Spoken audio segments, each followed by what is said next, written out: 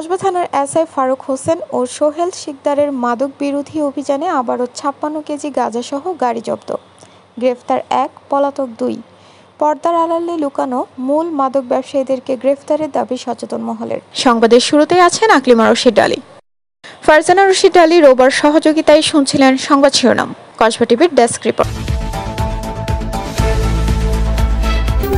Kasba TV, হৃদয়ে বাংলা। এখন বিস্তারিত জানাচ্ছেন আফরোজা রশিদ আলী।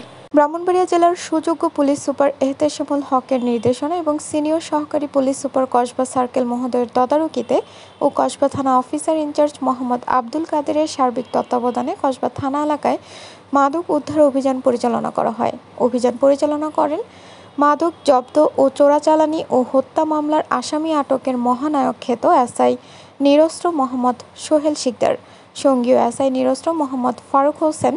কসবা থানাধীন নয়নপুর টু কসবাগামী রোডে টিয়ালি মোড়ে অনুমান ২০০ গজ দক্ষিণে ঢাকা বেকারির সামনে পাকা রাস্তার উপর থেকে ৫৬ কেজি গাঁজা ও একটি সাদা রঙের রেজিস্টারবিহীন বুলেরো পিকআপ গাড়ি উদ্ধারপূর্বক উপস্থিত সাক্ষীদের সম্মুখে বিধি মোতাবেক জব্দ করেন।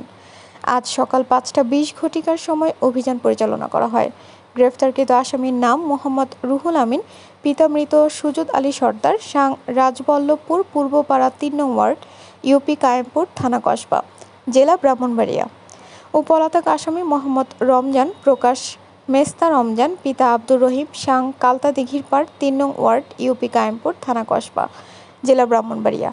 জলিল, পিতা সুলতান মিয়া, সাং রামচন্দ্রপুর, থানা ব্রাহ্মণপাড়া, জেলা কুমিল্লা। মাদক পাচারের সাথে জড়িত থাকা মূল মাদক ব্যবসায়ীদেরকে গ্রেফতারের দাবি জানান এলাকার সচেতন মহল।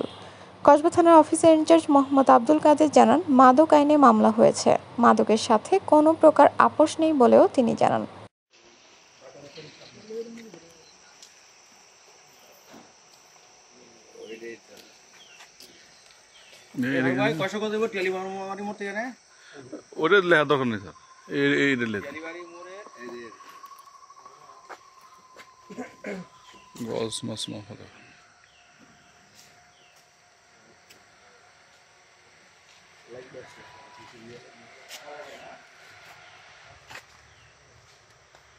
একবার অপেন নিয়ে যাচ্ছে। হ্যাঁ,